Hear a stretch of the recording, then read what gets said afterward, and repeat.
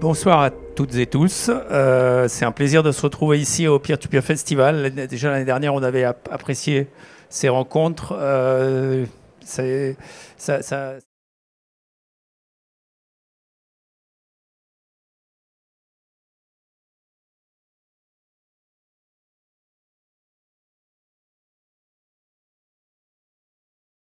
Voilà. Donc, on va parler un petit peu d'environnement, donc un peu d'énergie aussi. Je me suis aperçu, ça fait à peu près 10 ans donc, que je parle de crypto-monnaie dans différentes instances. Euh, et il s'avère que dans cette pédagogie sur les crypto-monnaies, ce qui manque, il y a deux choses qui manquent. Il y a la compréhension de comment fonctionne l'euro, déjà, donc la monnaie qu'on utilise tous les jours. Je pense que les gens qui sont à l'extérieur de la salle, là, qui sont en train de boire des bières dehors, ça se trouve, s'ils ne sont pas là dans cette conférence, c'est peut-être qu'ils ne se sont jamais posé la question simplement de comment fonctionne l'euro. Et si on ne se pose pas la question comment fonctionne l'euro, du coup, on peut avoir l'objection, les crypto-monnaies, ça ne sert à rien, ça ne sert qu'à la spéculation. Objection que j'ai déjà entendue, évidemment, des banquiers. Parce qu'effectivement, si l'euro... Donc ça, c'est ce qu'on appelle le syllogisme du paradis, hein, paradise fallacy en anglais. Donc si, effectivement, on a une solution parfaite, on n'a pas besoin d'alternative. On n'a même pas besoin de chercher d'alternative. On n'a même pas besoin de discuter du fonctionnement de la solution parfaite, puisqu'elle est parfaite. Donc évidemment, vous avez compris la petite faille dans le raisonnement, c'est que, en tout cas pour moi, l'euro n'est pas une monnaie parfaite. Et on va découvrir ensemble peut-être pourquoi il y a des faiblesses. Et du coup, si ce n'est pas une monnaie parfaite, ça justifie l'existence d'alternatives qui seront différentes, puisque Bitcoin et les crypto-monnaies sont différents dans leur conception, dans leur fonctionnement. Mais pour dire qu'elles sont différentes et commencer à expliquer Bitcoin, si on n'a pas expliqué l'euro, on a beaucoup de difficultés. Donc je vais vous donner quelques clés. C'est plutôt ma façon d'expliquer l'euro à des gens qui ne sauraient pas comment ça fonctionne. Peut-être que vous le savez déjà, mais en tout cas, c'est ma façon de le faire et ça m'intéresse d'échanger avec vous là-dessus, peut-être dans les questions-réponses, parce que c'est à la fois un jeu de bonneto, c'est un tour de passe-passe, c'est l'argent magique. Donc il y a un tour de magie. Il est très simple, mais il est abstrait. On est dans l'abstraction. Parce que la monnaie, ça reste une abstraction. La monnaie, c'est donc une abstraction, ça représente de l'énergie, la monnaie. Hein. Le travail, on se fait payer avec de la monnaie pour son travail, donc on considère que ce qu'on reçoit, c'est équivalent de notre travail, et le travail, c'est de l'énergie. Donc c'est une représentation un peu abstraite de l'énergie. Quand c'était des pièces d'or, c'était un peu plus clair, parce qu'une pièce d'or, c'est un stock d'énergie. C'est des atomes. En plus, on comprend la preuve de travail, le travail qu'il a fallu pour extraire la pièce, fondre la pièce, etc., la sécuriser. Donc on comprend qu'il y a eu de l'énergie pour arriver à faire cette pièce et qu'elle est rare et qu'elle a une valeur énergétique. Dans le cas de la monnaie moderne, je dirais numérique, c'est beaucoup moins clair. Et c'est là où l'invention de Bitcoin est évidemment assez géniale, puisqu'elle remet dans le numérique le modèle donc, de preuve de travail, preuve d'énergie qu'on avait dans les monnaies historiques, je dirais. Sachant que l'euro n'est pas une monnaie à preuve de travail, et on va voir comment ça fonctionne si on n'a pas de preuve de travail. Donc c'est ce que j'appelle monnaie promesse et monnaie preuve.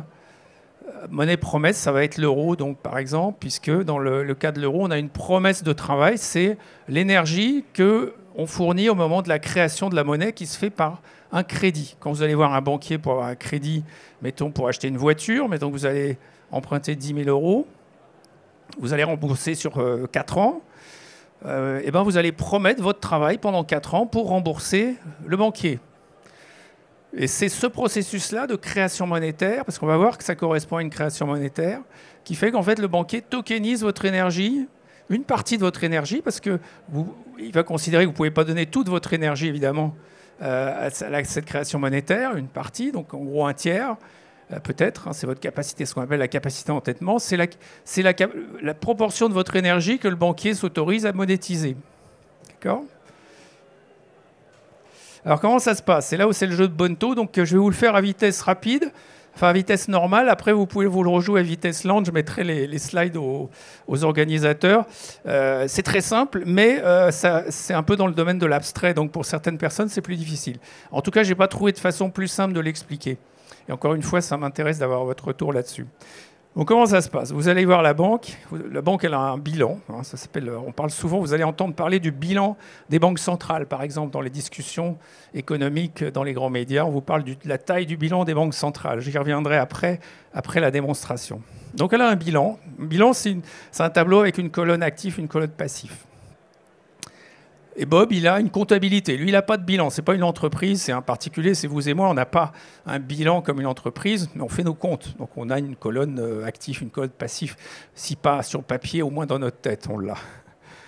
Et donc, le coup de baguette magique, l'argent magique, c'est ça. C'est cette flèche-là. D'un coup d'un seul, le banquier, quand il va écouter, il a reçu votre preuve d'enjeu. La preuve d'enjeu, c'est votre dossier pour obtenir le crédit. Hein, c'est une monnaie preuve d'enjeu, l'euro. Mais votre preuve d'enjeu, c'est votre dossier pour obtenir le prêt. Donc votre salaire, votre historique, etc. Pour montrer comment vous êtes bien un staker de l'euro et vous êtes obédiant, vous obéissez aux règles de l'euro, etc. Donc vous amenez votre dossier, il considère qu'il est bon. À ce moment-là, il déclenche une mécanique de création monétaire. Et ça se passe très simplement. Il va faire ce qu'on appelle des écritures en comptabilité. Hein. Il va passer une écriture dans sa colonne active. Il va dire maintenant, Bob, c'est votre nom, Bob, il me doit 10 000 euros, donc c'est un actif pour moi, parce que j'ai quelqu'un qui, quelque part dans le monde, me doit de l'argent, c'est un actif, ça va me rapporter, il y a quelque chose qui va ressortir de ça. À la colonne passive, donc, en fait, ces 10 000 euros, il les dépose sur le compte de Bob. C'est ça le tour de magie. C'est-à-dire que maintenant, il doit aussi 10 000 euros à Bob. Vous avez compris? Bob doit 10 000 euros, la banque doit 10 000 euros. Donc les 10 000 euros, ils sortent de nulle part. Ça y est, ils existent maintenant. Pourquoi? Parce que sur le compte de Bob, ils peuvent circuler. Parce que la particularité de la banque, contrairement à une entreprise normale, c'est qu'elle est connectée aux autres banques, elle forme un réseau, comme un réseau de crypto-monnaies, comme le réseau Bitcoin, ou le réseau Ethereum. C'est un réseau qui a une technologie différente, une organisation différente. C'est un réseau centralisé, avec un masternode qui s'appelle la banque centrale. Mais le tour de passe-passe, c'est que ce compte de Bob, donc la colonne passive de la banque, où la banque a déposé les 10 000 euros, et ben maintenant, ils sont transférables à d'autres banques. Ces 10 000 euros, cette dette, la banque peut la passer à une autre banque à la demande de Bob. Et on a de l'argent qui circule, on a 10 000 euros qui circulent donc dans l'économie grâce à ce tour de passe-passe. Côté Bob, donc les comptes de la banque sont toujours équilibrés, hein, un bilan c'est toujours équilibré en comptabilité. Et par contre, la taille du bilan a augmenté de 10 000 euros. Hein, vous avez compris. Maintenant, on a 10 000 euros de plus dans la colonne, en bas de la colonne active et en bas de la colonne passive. Côté de la compta de Bob, c'est un peu pareil, c'est un miroir. Hein. Il a reçu 10 000 euros sur son compte bancaire, donc c'est de l'argent que la banque lui doit. Il ne détient pas vraiment les euros. Hein. Vous ne détenez jamais vraiment les euros. Vous avez un chiffre en bas du relevé bancaire, c'est juste la dette de la banque à votre égard. Les euros, ils sont gardés par la banque, ce n'est pas vous qui les avez, c'est la banque qui les a. Mais la banque a cette dette et en bas de votre relevé bancaire, le solde, c'est ce qu'elle vous doit. Le seul moment où vous avez un peu les euros dans les mains, c'est quand vous allez au distributeur de billets. Là, vous les avez sur des billets. Là, vous en êtes responsable. Et d'ailleurs, si vous les perdez, il n'y a personne derrière. Là, on est un peu dans le modèle du cash électronique, de la crypto-monnaie. Donc, c'est un modèle un peu mixte, où il y a un petit bout de décentralisation. Tout au bout du réseau, à la périphérie du réseau, c'est les distributeurs de billets. Mais on sait que c'est très marginal aujourd'hui. Le cash est très, très limité dans son usage. Donc, voilà un peu la comptabilité de Bob. Pareil, c'est équilibré. Maintenant, il faut qu'il travaille parce qu'il faut qu'il rembourse la dette. Il va donc fournir son travail pour partie à la banque qui a donc monétisé cette énergie future. Quand les euros circulent, l'énergie n'a pas encore été fournie. C'est la promesse d'une énergie, cette monnaie. D'accord ? Donc vous avez compris maintenant la différence entre monnaie preuve et monnaie promesse. Dans un cas, vous avez une promesse qui est tenue ou pas. C'est le problème des monnaies traditionnelles. Il y a des défauts, il y a des banqueroutes. Et puis vous avez la monnaie preuve qui se rapproche plus du modèle qu'on avait avec les monnaies métalliques comme l'or. Donc voilà, vous avez compris maintenant le tour de passe-passe. J'y reviendrai s'il y a des questions, s'il y avait quelque chose de pas clair. Alors ce qu'il faut bien comprendre, donc, c'est que seule une entreprise qui a une licence bancaire peut faire le tour de magie. Parce que si vous n'êtes pas connecté aux autres dans un réseau qui s'appelle le réseau euro, ce passif, ces soldes de compte, là, ces comptes bancaires, cette tenue de compte pour tiers, pour des clients, ça, vous ne pouvez pas le faire. En tant qu'entreprise, moi, je n'ai pas de licence bancaire, je ne peux pas le faire. Enfin, je le fais à travers un partenaire bancaire qui, lui, a la licence. Mais Paymium, par exemple, ne le fait pas directement. Pour vous, c'est transparent, vous avez un compte en euros chez Paymium. Mais en réalité, il y a une banque derrière qui le fait. Sur les cryptos, par contre, c'est bien nous. C'est nous qui assurons la garde des cryptos. Donc, il y a cette différence clé qui est que ce réseau euro, il n'est pas free access comme le Bitcoin ou Ethereum. Vous ne pouvez pas vous brancher dessus comme vous voulez. Pour vous brancher dessus, vous devez demander la permission au masternode, c'est la banque centrale, qui a elle-même un satellite qui s'appelle le régulateur et qui va vous donner ou pas une licence. Voilà comment fonctionne l'euro au moment de la création monétaire. Alors, il faut comprendre qu'il y a aussi des burns. Comme dans les crypto-monnaies, vous pouvez faire un burn. Vous retirez de l'argent de la circulation quand vous remboursez. Parce que quand vous remboursez, vous renvoyez 1 000 euros. Donc, vous retirez 1 000 euros de votre compte et ça vient diminuer le bilan de la banque d'autant. Et votre compte bancaire aussi, d'ailleurs. Donc, tous ces 1 000 euros que vous prenez, que vous renvoyez à la banque, ils disparaissent de la circulation.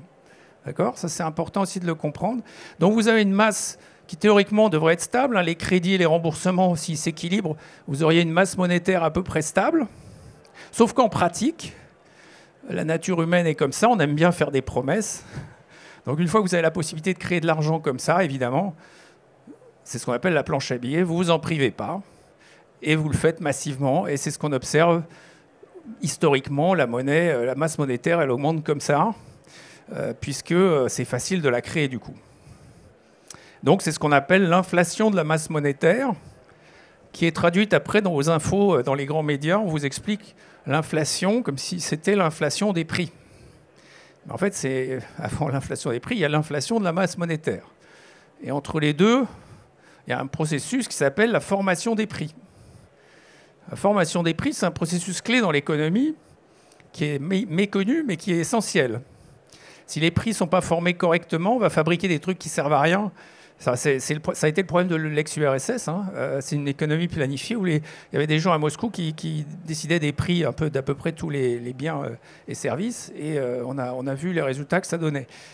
Parce que vous ne pouvez pas vraiment vous affranchir de cette interaction entre les gens pour former les prix. C'est ça aussi à quoi sert la monnaie. Donc monnaie promesse avec ses défauts et ses qualités. On peut en fabriquer facilement. Le petit problème avec, c'est qu'on a de l'inflation. Alors, dans un prêt de pair à pair, par contre, il n'y a pas de création monétaire. Ça, c'est super important de comprendre la différence. Maintenant, vous avez compris que pour faire un prêt bancaire, il faut une licence bancaire. Si c'est un prêt qui n'est pas bancaire, c'est un prêt de pair à pair. Ça peut être d'une entreprise à une autre, ça peut être d'un particulier à un autre particulier. Mais à ce moment-là, tout ce qu'elle peut faire, c'est transférer de l'argent d'un compte bancaire à un autre compte bancaire. Elles ne peuvent pas faire le tour de magie qu'on a vu avant. Parce qu'elles ne tiennent pas les comptes. Elles n'ont pas dans la colonne passif le compte de Bob, en l'occurrence, il n'est pas à la colonne passif de Alice, en l'occurrence. Parce que Alice, même si c'est une entreprise, Alice ne va pas pouvoir l'inscrire comme un compte qu'elle aurait le droit de tenir. Pour le faire, il faudrait qu'elle soit une banque. Elle n'a pas le droit de le faire. Donc c'est un transfert, donc il n'y a pas de création monétaire.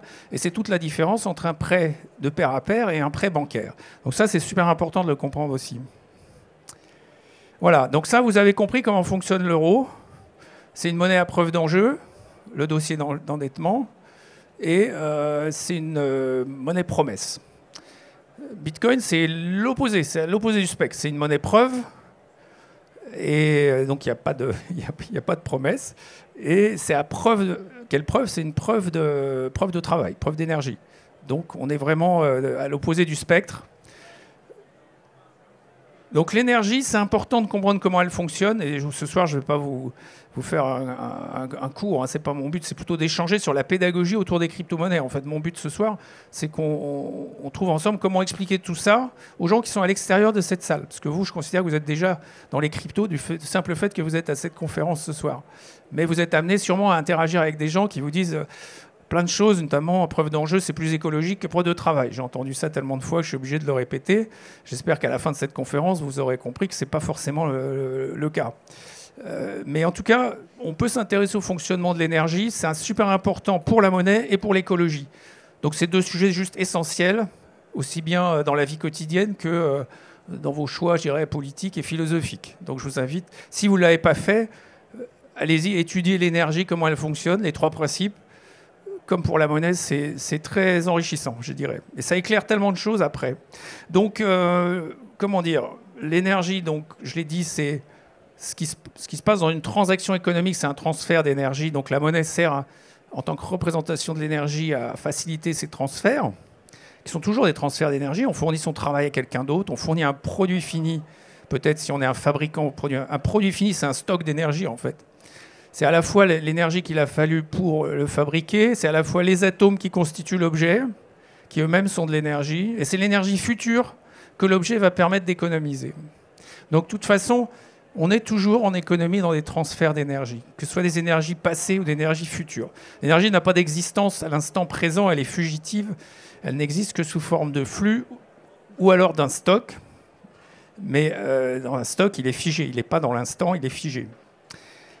Donc flux ou stock, c'est les deux façons les deux formes où on peut observer l'énergie. Donc le stock, plus évident, c'est la batterie électrique. Donc c'est de l'énergie chimique. On a transformé de l'énergie électrique en énergie chimique et après on est capable de la reconvertir en énergie électrique quand on veut. On a une réserve, on a un stock dans une batterie. Mais il y a plein d'autres façons de stocker de l'énergie et il y a plein d'autres formes d'énergie que l'énergie électrique. Donc le premier principe, qui est plus facile à comprendre, c'est la conservation. L'énergie, donc oublions les termes consommation d'énergie et énergivore. Ces termes-là n'ont aucun sens. Et je dirais que les employer, c'est déjà partir du mauvais pied dans une conversation, parce que du coup, vous avez contredit le premier principe qui nous explique qu'on ne détruit pas l'énergie. Tout ce qu'on peut faire, c'est la transformer. Et dans la transformation, on va retrouver une partie, ce qu'on appelle en énergie libre, donc concrètement de l'énergie qui est utilisable, et de la chaleur, c'est-à-dire de l'énergie qui est assez peu utilisable, très difficile à utiliser sous forme diffuse, etc. En gros, c'est ça ce qui se passe dans une transformation. Vous avez une perte, c'est jamais 100%, une partie qui est perdue en chaleur, enfin perdue, non, justement pas perdue, mais qui est transformée en chaleur, et l'autre qui est transformée en énergie libre. Là, on a transformé une énergie libre, qui est un flux d'énergie solaire, en une énergie électrique plus facilement utilisable. Donc ça, c'est ce qu'on appelle la création de valeur. Pour moi, en tout cas en économie, je définirais la création de valeur comme avoir une énergie sous une certaine forme et la mettre sous une forme plus facile à utiliser. Ça, c'est de la création de valeur. Donc typiquement, le panneau solaire, il contribue à ça.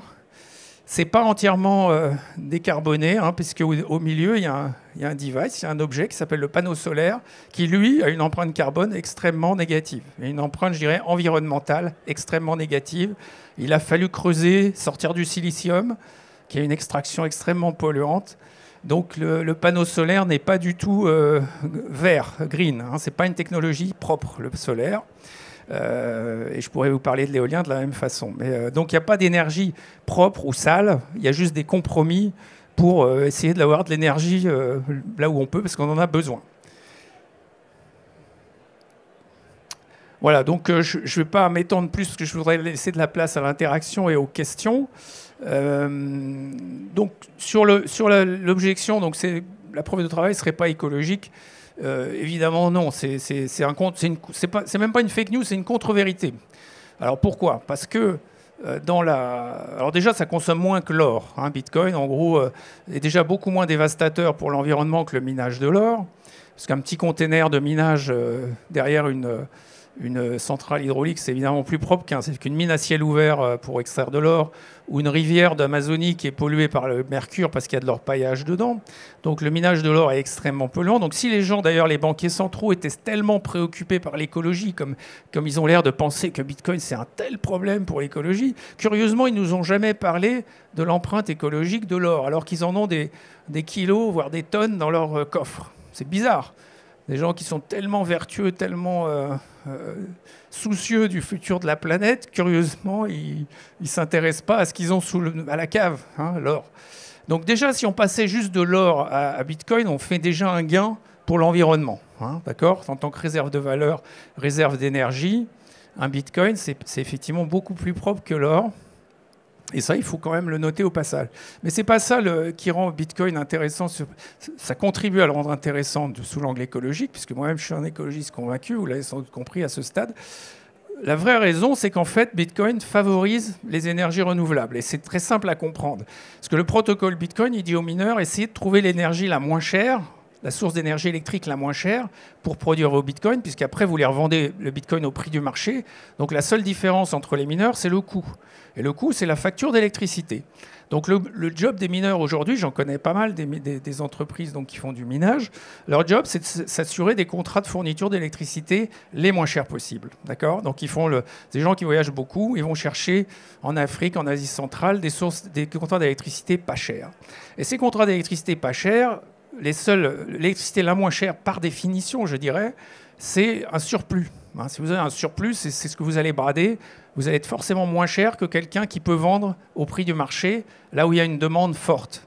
Donc on va s'intéresser à des centres de production d'énergie électrique où la demande soit est faible, parce que si vous construisez par exemple un barrage ou une infrastructure dans un pays émergent, vous n'avez pas tout de suite la connexion à un réseau super performant comme on a en Europe par exemple. Évidemment, vous avez un réseau qui a des limites, vous avez des problèmes de connexion de cette infra au reste de la consommation du pays. Donc vous avez une consommation locale qui va être soit insuffisante d'abord et ensuite qui va fluctuer par exemple entre le jour et la nuit, etc. Donc vous vous retrouvez avec une production de surplus.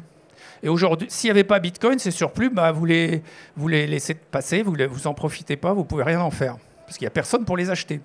Ça, c'est la définition d'un surplus. Parce que j'ai eu l'objection. Ah oui, mais alors si on pourrait faire quelque chose de plus utile que Bitcoin avec cette énergie. Je dis, si c'était le cas, ce serait déjà le cas, ça arriverait déjà, il n'y a pas besoin de Bitcoin. S'il y avait quelque chose d'utile à faire avant Bitcoin, pourquoi est-ce que l'arrivée de Bitcoin, tout d'un coup, susciterait que les gens vont aller chercher ces surplus? Donc je veux dire qu'il faut qu'on reste sur la définition d'un surplus quand même. Hein. Donc je ne parle que des surplus. Alors l'autre objection que j'ai eue, c'est oui, mais on peut mettre des batteries pour stocker quand la demande baisse, etc. Oui, sauf que la batterie, comme on l'a vu pour le panneau solaire, elle a un impact très, très néfaste sur l'environnement. Puis une fois qu'elle est pleine, vous avez le problème du surplus. Donc tout ça n'est pas très sérieux. Il n'y aura jamais, quand on connaît les chiffres entre la production d'énergie, ce qu'on appelle l'énergie primaire, et l'énergie qui est effectivement distribuée au bout sur le compteur à la maison de celui qui utilise l'énergie, il y a des pertes qui sont, si vous voulez, pour l'électricité, c'est de l'ordre des 2/3. En gros, vous perdez les 2/3 de l'énergie primaire entre le point de départ et le point d'arrivée. Donc la réserve, si vous voulez, d'énergie qui est gaspillée, enfin, je ne dirais pas gaspillée, qui est juste pas vendue, donc qui est en surplus, est juste énorme. Donc si on pense qu'il suffit de mettre des batteries ou qu'on va résoudre le problème de la distribution des pertes en ligne, etc., non, là on a des lois physiques qui vont être difficiles à surmonter. Donc une fois qu'on a compris ça, on s'aperçoit que Bitcoin, c'est une manière de monétiser donc ces surplus qui n'arrivent que dans les énergies renouvelables. Parce que d'une énergie fossile, par définition, vous pouvez la stocker dans des barils. Et si vous la stockez, vous n'avez pas de surplus. Hein. Si la demande baisse, vous attendez que la demande remonte avant de votre baril. Vous n'allez pas vider le baril juste parce qu'il n'y a pas la demande à l'instant T. Alors que dans le cas d'un flux d'énergie, eh ben, vous n'avez pas cette flexibilité. Ce n'est pas parfaitement pilotable. Alors, les gens ont sorti l'adjectif pilotable. Pilotable, ça veut juste dire, effectivement, vous pouvez baisser votre production, l'ajuster un petit peu, mais vous allez le faire à la marge. Et quand vous éteignez les lumières ici, il n'y a pas quelqu'un dans une centrale qui, du coup, va baisser la production. Donc c'est impossible, si vous voulez, d'ajuster, de piloter exactement par rapport à la demande. Les écarts sont juste... la fluctuation est juste trop grande. Donc il y aura toujours ces surplus. C'est ça qu'il faut bien comprendre. Et si vous étudiez la question, vous en serez convaincu, comme moi. Donc Bitcoin est bénéfique pour l'environnement puisqu'il permet de monétiser des surplus. Et ces surplus ne se trouvent que dans les énergies renouvelables. D'accord ? Donc vous avez maintenant évacué toute la propagande, je dirais, bancaire essentiellement, sur la preuve de travail. D'ailleurs, il se réfère toujours à la même source, un gars qui répète que Bitcoin utilise autant d'énergie que je ne sais pas quel pays. Si on fait ce genre de raisonnement, vous avez vu que l'or, ici, consomme donc encore plus que le pays qu'il cite, sauf qu'il ne cite pas le pays pour l'or. Bizarrement, il cite le pays que pour Bitcoin. Et eux-mêmes, alors ça c'est très intéressant, la ligne du bas c'est le système bancaire actuel. Donc déjà ils consomment plus que les deux autres, juste en électricité. Hein. Mais sauf que là-dedans ce qu'on ne met pas, c'est on évalue à peu près 40 millions d'emplois dans le monde consacrés à l'activité bancaire. Qui est quand même, je le rappelle, une activité quand même non productive. On est là dans la comptabilité. Moi, quand je fais la comptabilité à la maison, je ne considère pas que je tiens mes comptes, je ne considère pas que je suis dans une activité productive. Donc, alors il est utile, hein, je n'ai pas dit que ce n'était pas utile de faire les comptes, j'ai juste dit que c'est pas... Donc si on peut redéployer 40 millions de personnes diplômés, formés sur des activités productives, comme l'éducation, comme la santé, je pense que là, on a un vrai bénéfice. C'est là qu'est le vrai sujet de l'environnement et de la consommation du système bancaire actuel. Parce que si j'ajoute à ce chiffre-là la consommation liée à 40 000 emplois de personnes, de gens, des humains, qui sont consacrés, enfin, pour moi, des ressources humaines qui ne sont pas forcément très bien employées à tenir des comptes, disons les choses comme ça, et qui pourraient être employés à des tâches bien plus intéressantes et bien plus gratifiantes, comme l'éducation, la santé ou d'autres, ou que sais-je. Donc voilà, c'est cette comparaison-là, je vous dis, elle est très, très, très défavorable au système bancaire actuel. Et évidemment, vous ne la verrez pas dans les Échos et vous n'en entendrez pas parler sur TF1. Hein. Donc j'ai parlé un peu d'inflation tout à l'heure. Je ne vous ai pas mis la courbe la taille du bilan de la BCE, j'aurais pu le mettre. Mais bon, je ne voulais pas avoir trop de slides ce soir parce que vous en avez peut-être vu beaucoup aujourd'hui. Il est déjà 20h passé. Donc j'ai juste mis là une courbe sur l'inflation. Alors l'inflation, quand les gens parlent d'inflation dans les grands médias, là encore, on vous parle de l'inflation des prix. L'inflation des prix, moi, je me dis tout de suite, mais... Comment on calcule l'inflation des prix? On va choisir Eh bien oui, c'est exactement ça. On va choisir des prix. On va faire un panier. C'est comme ça que fonctionne l'INSEE. On va faire un panier avec, en général, puis ils enlèvent dans le panier tous ceux dont les prix augmentent trop vite, en expliquant que comme ça augmente trop vite, donc ça va fausser les chiffres en fait. Vous voyez ce qu'ils vous expliquent. Donc ils vont prendre des trucs dont le prix bouge pas beaucoup. C'est-à-dire votre salaire par exemple. Enfin les choses de la baguette de pain. Ça c'est le salaire du boulanger. Donc ça c'est sûr que ça varie pas beaucoup. Et du coup ils vont vous montrer des chiffres comme ça de 5% par an quand on est sur un pic. Mais 5% par an c'est déjà considérable évidemment. Et la vraie inflation, c'est-à-dire celle de la masse monétaire, elle est plutôt de l'ordre de 20% par an. D'accord ? Donc ça veut dire qu'il y a des choses dont le prix va augmenter de 20% tout de suite. Exemple immobilier, parce que là, la création monétaire va directement sur de l'immobilier. Donc vous avez l'effet dilutif qui est immédiat, donc 20% sur l'immobilier. Par contre, votre salaire et puis le salaire du boulanger, ça c'est tout en bout de chaîne. C'est ce qu'on appelle l'effet cantillon. Hein, c'est la formation des prix, comme je vous l'ai dit, c'est un processus qui prend du temps. Et surtout qui a à la fois une temporalité et une géographie. C'est-à-dire plus vous êtes proche du centre de création monétaire, plus ça prend du temps à plus vous allez en bénéficier, plus vous êtes loin, moins vous allez en bénéficier. C'est le problème c'est le phénomène de l'urbanisation des villes et des campagnes. Francfort, par exemple, en Allemagne, c'est la ville la plus riche d'Allemagne. Hein. Alors, on pourrait se dire c'est Berlin, c'est la capitale. Non, c'est Francfort, là où il y a la BCE. C'est la capitale financière de l'Allemagne. Donc il y a l'effet cantillon qui fait que, effectivement, les 20% d'augmentation de la masse monétaire, ils ne vont pas se traduire par une augmentation de 20% de votre salaire. Hein. Ce qui veut dire que vous êtes dilué. En gros, vous allez payer tout plus cher de 20% à terme, à commencer par votre logement. Et puis, au bout du bout, vous allez votre salaire va peut-être suivre, mais sauf que, comme c'est année après année, l'effet cumulatif est dévastateur. Donc ça, c'est comme ça qu'on arrive... Donc la racine, si vous voulez, des inégalités, hein, parce que c'est un sujet fréquent dans les débats politiques, hein, les inégalités de richesse, pour moi, n'est pas relié directement au capitalisme, il est relié au système monétaire. Hein. Donc avant de réparer, je dirais, le capitalisme, il faut déjà réparer le système monétaire. Parce que quel que soit le système que vous avez en aval de ce système monétaire, il sera sujet à ce problème de monnaie à preuve d'enjeu et inflation. Enfin, en tout cas, je vous invite à réfléchir à ça. Je ne veux pas vous donner une opinion toute faite, hein, mais ça mérite au moins réflexion.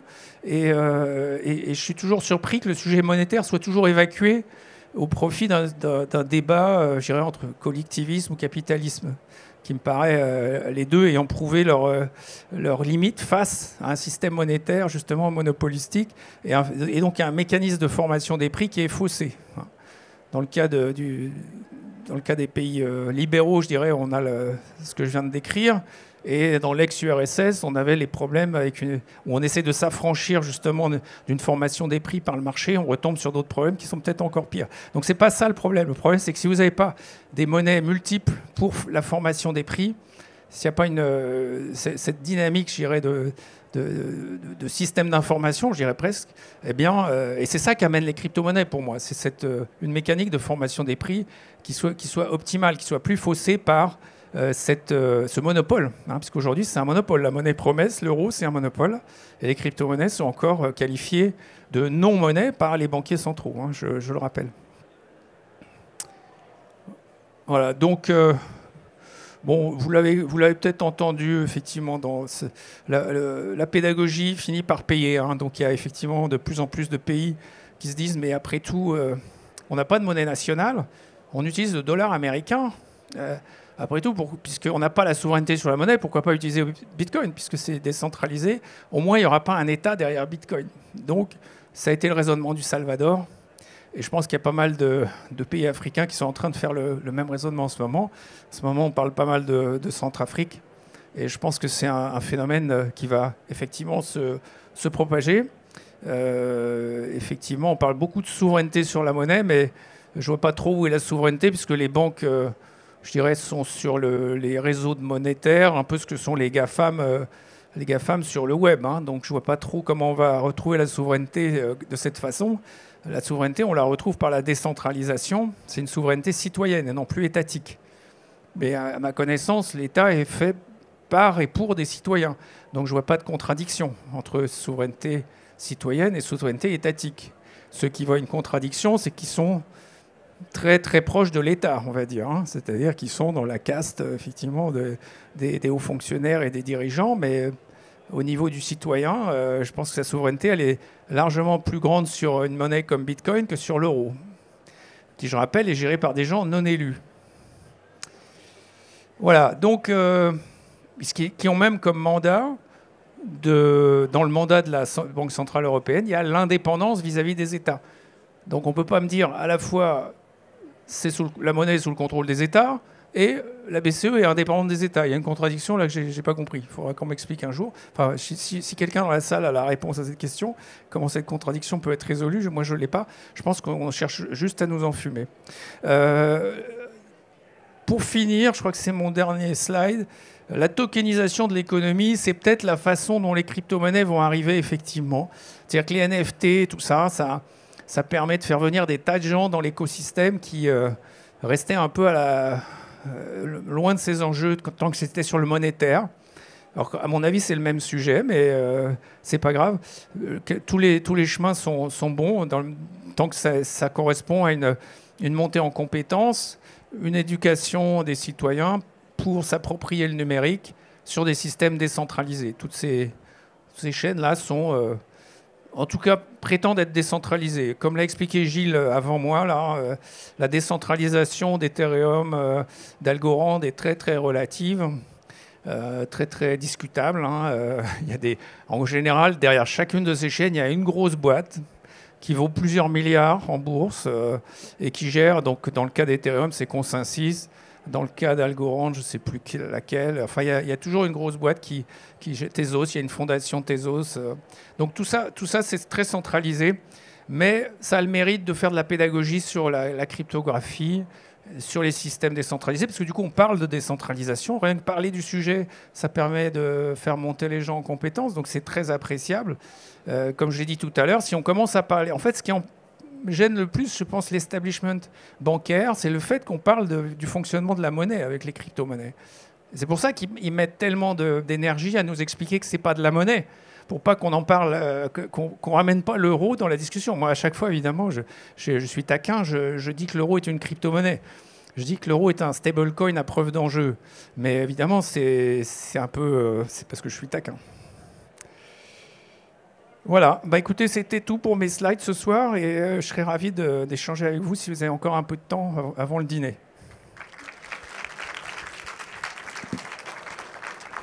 S'il y a des questions, levez la main. Hop. Oui, moi j'ai deux questions en fait. Il y en a une sur pourquoi en fait on a tant de levées de boucliers en fait et de critiques qui sont pas trop informées sur Bitcoin notamment et les crypto-monnaies de la part de l'establishment. Est-ce que tu penses qu'il y a un fond de sincérité dans leurs critiques ou est-ce que c'est vraiment un mécanisme de défense du statu quo de leur part? Donc ça, c'était la première question. Et la deuxième question, c'est sur l'énergie. Tu parlais des surplus. On voit qu'il y a aussi des surplus dans les non renouvelables. Par exemple, en Chine, le charbon, le flaring gas aux États-Unis. Donc, quel rôle Bitcoin peut avoir aussi dans les énergies qui proviennent des hydrocarbures et des non renouvelables en fait. Voilà. Ouais, tu as raison, c'est deux très bonnes questions. Je vais commencer par la deuxième, parce qu'effectivement, j'ai été un peu vite en disant qu'il y a des surplus que dans les renouvelables. C'est massif dans les renouvelables. Dans les fossiles, c'est marginal. Et par exemple, tu cites en effet le méthane qui est relâché quand tu fais un puits de pétrole. Tu as un peu de méthane qui est relâché, enfin un peu, sauf qu'à l'échelle de la production de pétrole, c'est juste énorme. Et c'est juste un problème environnemental, ce qu'on appelle le torchage du méthane ou le flare méthane en anglais. C'est un problème qui a été identifié comme majeur effectivement pour l'environnement. Et il se trouve que Bitcoin contribue aussi positivement à résoudre ce problème, à offrir une solution. Comment? Tout simplement en proposant aux gens qui ont du méthane, au lieu de le relâcher directement dans l'atmosphère, ce qui est encore plus nocif que de le brûler, dire déjà on va le brûler au lieu de le relâcher directement. Donc ça c'est un gain net pour les gaz à effet de serre, parce que c'est mieux de le brûler. Et surtout, quand vous le brûlez dans une torchère, c'est très polluant pour toute la région autour. Alors que si c'est pour du minage, vous utilisez du gaz, en gros, dans une chaudière, une machine thermique, et vous allez miner du Bitcoin, je dirais, proprement. Vous allez récupérer ce méthane proprement. Alors vous allez me dire, mais pourquoi ce méthane, on ne l'envoie pas à travers un gazoduc? Bah oui, mais sauf que... ou alors vous le liquéfiez, vous le mettez dans des camions, vous le liquéfiez, vous le mettez dans des camions. Sauf que l'industrie pétrolière fonctionne comme ça. C'est des gens qui vont pas construire un gazoduc juste pour une petite partie du truc. Ils vont faire le flux pour le pétrole parce que c'est pour ça qu'ils sont là. C'est pour ça qu'il y a le puits de pétrole. Et le méthane qui représente très peu de choses en réalité par rapport au pétrole à ce moment-là, il passe dans des torchères. Donc on ne va pas changer ça facilement. Par contre, ce qu'on peut faire tout de suite, et ça c'est Bitcoin qui le permet en effet, c'est de contribuer à résoudre ce problème du flare méthane. Donc merci Gilles pour cette question qui m'a permis de compléter ce que je disais. Il y a effectivement à la marge un peu de surplus sur les fossiles, mais d'abord, à mon avis, ça va facilement décroître, cette partie-là va être traitée. Mais en tout cas, il y a un impact direct positif du minage Bitcoin sur ce problème-là, essentiellement d'ailleurs aux États-Unis aujourd'hui. Sur la première question qui est plus effectivement sociologique un peu, c'est très intéressant. Pourquoi il y a effectivement ces levées de boucliers, cette résistance au changement déjà l'énergie, la façon dont on l'aborde, c'est... Déjà, entre preuve et promesse, il y a une différence fondamentale, presque philosophique, de la façon de voir la vie. Il y a des gens, les scientifiques ont tendance à aimer les preuves. J'en fais partie. Je crois plus aux preuves qu'aux promesses. Ça s'appelle le scepticisme. Donc les scientifiques sont un peu formés à ça. Et puis il y a des gens, à l'inverse, qui, eux, aiment bien les promesses. Ils aiment bien rêver. Il y a des croyants, il y a des athées, il y a des croyants. Les athées, c'est plutôt les sceptiques qui aiment les preuves. Ils n'ont pas trouvé les preuves, donc ils sont athées. Et puis il y a les croyants qui, eux, aiment bien les promesses, et promesses de vie éternelle, etc. Donc c'est vraiment philosophique. Donc quand j'ai commencé à parler de preuves de travail et de Bitcoin il y a 10 ans, j'avais effectivement des gens donc c'était nouveau, ils n'en avaient jamais entendu parler, mais c'était quasiment physiquement ils se sentaient en danger, quoi. Parce que là, tu touches à des choses super profondes entre preuves et promesses. Vous pouvez vous interroger chacun d'entre vous sur si vous êtes plus preuve ou plus promesse, mais c'est difficile de changer effectivement ça. Et moi, j'assume totalement que je suis plus preuve que promesse. Je l'assume. Mais les gens qui sont dans la promesse vont avoir plus de mal, peut-être à l'assumer. Et du coup, ils ont une réaction effectivement un peu épidermique. Moi, je l'ai constaté. Parfois, c'est effectivement, on a l'impression d'être un hérétique dans une congrégation religieuse. Alors, j'ai entendu aussi la critique que Bitcoin serait une secte et que les cryptos, ce serait aussi une secte. Moi, je ne crois pas. Je pense que c'est les athées, en fait. Les gens qui sont les cryptos, c'est les athées, parce qu'eux, ils ont questionné la croyance, justement. Ils sont revenus à la preuve. Donc, pour moi, ça, c'est plutôt les athées. Moi personnellement, c'est ma philosophie aujourd'hui, évidemment, mais je comprends qu'elle ne soit pas partagée par tout le monde. Je ne demande pas à tout le monde d'être athée. Je pense qu'il faut juste avoir la possibilité de vivre dans un monde où on accepte les deux modes de fonctionnement, je dirais, psychologiques de chacun. Il faut respecter le mode de fonctionnement de chacun. Je pense que ce serait mieux que d'un monopole de la monnaie promesse, en tout cas. Voilà. Oui, de ma part, deux questions aussi. Donc d'abord, une objection que j'aimerais bien vous voir contrer parce que je ne sais pas moi-même comment la contrer.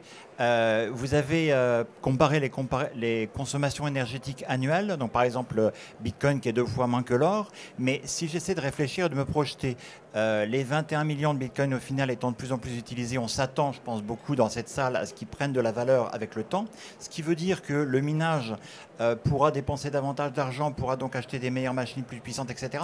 Donc avoir davantage de puissance de hachage et donc davantage de consommation d'énergie. Donc est-ce que ce n'est pas une comparaison qui, si le Bitcoin se développe comme on l'imagine, je pense beaucoup ici, dans 50 ans, 10 ans, ce sera plus vrai parce que ça consommera 5 fois, 10 fois. C'est la première question. Et alors la deuxième question, c'est plus une interrogation. Vous parliez de pédagogie, donc comment est-ce qu'on peut expliquer ce monde à des gens qui ne l'ont pas encore vu, et le mot d'énergie est effectivement très intéressant. Je me demande quand même s'il ne pose pas quelques soucis, je me demande si le mot effort n'est pas préférable. Je m'explique, on fait un travail, donc effectivement quand on emprunte de l'argent à la banque, on va le rembourser avec un travail. En physique, travail, effectivement, c'est lié à l'énergie, mais dans le sens courant, c'est un effort parce que, évidemment, même quelqu'un qui travaille manuellement, le pâtissier, l'énergie qu'il dépense, ça vaut beaucoup moins que ce qu'il produit parce qu'en gros, il y a toute la question de l'efficacité, de l'intelligence qui est mise, de tout ce qu'on veut. Donc, je me demande si c'est pas, mais c'est une interrogation. Hein, je veux dire, voilà, est-ce que ce serait pas plus parlant si on parlait d'effort, même si du coup, on est plus loin de la physique? Bon, voilà. D'accord. Écoutez, merci. C'est deux bonnes questions. Sur l'évolution de l'énergie utilisée par Bitcoin, comme je l'ai dit, la masse de surplus à aller monétiser, à aller chercher, est juste énorme. Très, très, très au-dessus de tout ce qu'on a vu là. Je crois que la production d'électricité dans le monde, j'ai plus le chiffre sous les yeux, mais c'est 25 000 TWh par an. On est sur donc là, Bitcoin, c'est 100 et quelques. Et sur ces 25 000, ça veut dire qu'il y a peut-être 50 000 qui sont perdus dans la distribution ou au niveau du site de production par effet d'ajustement de l'offre à la demande.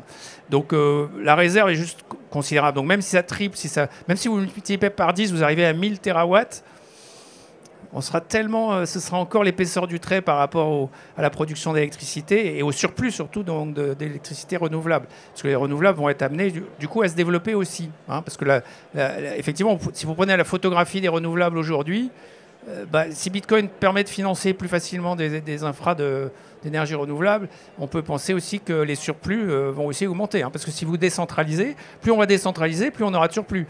Parce que si vous avez une petite infra de production locale, pas connectée à un grid de manière très efficace, vous aurez un surplus local à récupérer. Donc la question est bonne. Je ne veux pas faire de trop de prospective. Hein. Moi, je parle de 2022. En 2022, voilà ce qu'on observe. C'est difficile de se projeter quand même. C'est une éternité, 5 ans dans le numérique. Hein, donc je ne veux pas me projeter, mais j'ai l'impression qu'on a une bonne marge de progression sur l'utilisation d'énergie par Bitcoin et sur les surplus qui restent à monétiser. Même sur le flare méthane dont on parle d'ailleurs, hein, Bitcoin représente encore l'épaisseur du trait sur le flare méthane. Et le flare méthane, c'est un truc énorme à l'échelle mondiale. Donc encore une fois, l'utilisation de l'énergie par Bitcoin, même si elle est multipliée par 10 ou par 100, je pense qu'on est encore très très loin d'avoir épuisé les surplus à monétiser. Et du coup, votre deuxième question, je l'ai perdue. C'est l'effort, oui. L'effort plutôt que l'énergie. Je préfère parler d'énergie parce que c'est quand même la science de l'énergie, c'est le rabbit hole, hein, comme on dit. C'est vraiment ça qu'il faut étudier pour comprendre les phénomènes économiques, à mon avis, et Bitcoin. Bitcoin, c'est aussi un rabbit hole où il faut passer un peu de temps. Mais je pense que c'est très, très gratifiant et très, très intéressant de le faire. L'effort, je l'entends comme un flux d'énergie mécanique, peut-être un flux d'énergie. Je ne suis pas sûr que du point de vue pédagogique, on puisse faire l'économie du mot énergie. Et de la physique, quoi. Il faut renvoyer aux 3 principes. Hein. J'ai parlé d'un principe ce soir. J'aurais pu parler des 2 autres, mais il y en a quand même que 3 à connaître, en gros. Et ils sont pas si compliqués que ça, en fait. Donc je pense que ça vaut le coup d'y passer un peu de temps. Je vois des gens qui font des études dans des tas de domaines. Là, on est vraiment sur des fondamentaux, hein. Vraiment des fondamentaux. Je comprends même pas d'ailleurs qu'on puisse faire de l'économie sans relier tout ça à l'énergie, à la science de l'énergie. Mais quand je rencontre des économistes, je m'aperçois qu'ils ne connaissent pas en fait les bases du fonctionnement de l'énergie. Donc ça en dit long sur le chemin à parcourir en termes de, comme je disais, de pédagogie. Voilà. S'il n'y a pas d'autres questions, on peut... Bonjour. Moi, j'avais une question. Vous parliez beaucoup de le fait qu'on va parler ensuite de sortir de notre box, comment parler de Bitcoin aux autres. Donc, c'est des beaux exemples. Donc, est-ce que vous croyez, de votre point de vue, à une hyper-bitcoinisation à l'échelle mondiale? Si oui, quelles sont ses limites? Ouais, c'est une très bonne question. On commence à l'observer dans des petits pays émergents, on va dire, hein, comme le Salvador, Centrafrique, mais on a parlé d'autres pays d'Amérique centrale. C'est plus facile pour un petit pays qui n'a pas de monnaie nationale, c'est certain. Le problème d'un pays qui est comme le Japon, par exemple, qui émet sa monnaie, ça va être compliqué pour eux d'introduire une deuxième monnaie. Hein. Ce n'est pas les dirigeants, en tout cas, qui vont le faire, c'est les citoyens. Donc moi, ce que je pense, c'est qu'il va se passer il y a une économie, pour le coup, parallèle qui va se construire. Alors, elle peut être taxée, hein, parce que souvent, on dit l'économie parallèle, c'est l'économie qui n'est pas taxée. Elle est taxée, en fait, aujourd'hui. Hein. En France, par exemple, vous êtes taxé, le fisc ne vous perd pas de vue si vous utilisez des cryptos. Hein. Il n'y a pas de souci avec ça. Par contre, vous pouvez décider, effectivement, d'utiliser de plus en plus les cryptos. Et du coup, de facto, quand une nouvelle génération de dirigeants arriveront au pouvoir, qui seront plus au fait du numérique, etc., on peut espérer qu'il y a un point d'inflexion à un moment. Mais je pense qu'il faudra encore une dizaine d'années, et on est encore dans une phase d'adoption pour les 10 ans qui viennent. Exactement comme sur Internet, hein, ça a mis 20 ans à peu près, hein, et au bout de 10 ans, c'était à peu près là où est Bitcoin aujourd'hui. On est sur les mêmes courbes. C'est ça qui est intéressant quand on regarde les courbes d'adoption. Super, on a le temps pour juste une dernière question. Oui. Et d'un point de vue du système monétaire, comment on arrive à faire marcher un système vraiment déflationniste à l'échelle? Déflationniste. Oui. Alors déflation, inflation, hein, c'est des mots qui sont en fait utilisés avec une hypothèse implicite qui est le monopole. D'accord? Donc ce que vous faites quand vous posez cette question, en fait, vous avez fait une hypothèse implicite qui est j'ai un monopole monétaire. Or, les crypto-monnaies, c'est pas le monopole monétaire, c'est la fin du monopole monétaire. C'est-à-dire que la notion de prix et donc d'inflation change. Les questions donc il n'y a pas, par exemple, de phénomène de spirale déflationniste comme je l'ai parfois entendu. Si vous voulez, si vous avez plusieurs monnaies, je vois pas pourquoi, parce qu'une monnaie tout d'un coup va afficher des prix à la baisse. Pourquoi tout d'un coup l'économie serait perturbée? Vous n'avez plus à ce moment-là, vous avez une résilience dans l'économie qui est bien plus grande, puisque au lieu d'avoir une seule économie, qui est l'économie de l'euro aujourd'hui, vous aurez en fait plein d'économies parallèles pour le coup, mais qui se parlent les unes entre elles, parce qu'il y a des passerelles entre ces crypto-monnaies. Et du coup, il y a un phénomène un peu catastrophique, hein, comme la déflation, la spirale déflationniste et tout ça. Je vois pas trop comment ça peut arriver dans un système résilient multi-currency, enfin avec plusieurs devises qui sont utilisées dans l'économie. C'est ça que je transpose pas. Quand on passe du monopole au pluralisme monétaire que je défends, il n'y a plus ces phénomènes de catastrophe, je dirais, de crise. Par exemple, la crise financière de 2008, si l'euro a été une monnaie ou le dollar a été une monnaie parmi d'autres, ça aurait été beaucoup plus facile de la gérer, hein. On aurait laissé, dans les crypto-monnaies, il y a des projets qui s'arrêtent. Vous voyez ce que je veux dire? Donc, c'est un peu ça qu'on peut prévoir. C'est que s'il y a des monnaies qui ont des comportements, je dirais, catastrophiques au sens scientifique du terme, hein, elles disparaîtront. Hein. Et des monnaies fiat qui ont disparu, ça a existé. Hein. Là aussi, j'entends parfois, oui, mais le cours du Bitcoin, il monte comme ça, mais en fait, il ne va pas monter jusqu'au ciel, les arbres ne poussent pas jusqu'au ciel, ce qui est vrai. Par contre, les monnaies fiat, elles peuvent tomber à zéro. Donc si vous avez un prix en monnaie fiat, et que la monnaie fiat, elle tombe à zéro, bah, mon prix, il va vers l'infini, hein, on est bien d'accord. Donc des billets de 1 trillion, on en a déjà vu hein, dans certaines monnaies fiat. On cite souvent le Zimbabwe, où les pauvres, ils ont eu à vivre cette hyperinflation. Donc les monnaies fiat qui tombent à zéro, ça par exemple, ça existe. Il n'y a pas de monnaie qui monte au ciel, mais il y en a qui tombent à zéro. Donc si vous exprimez un prix en monnaie fiat, il va tendre vers l'infini si vous mettez le prix au dénominateur. Merci beaucoup Pierre, je crois qu'on peut applaudir. Okay.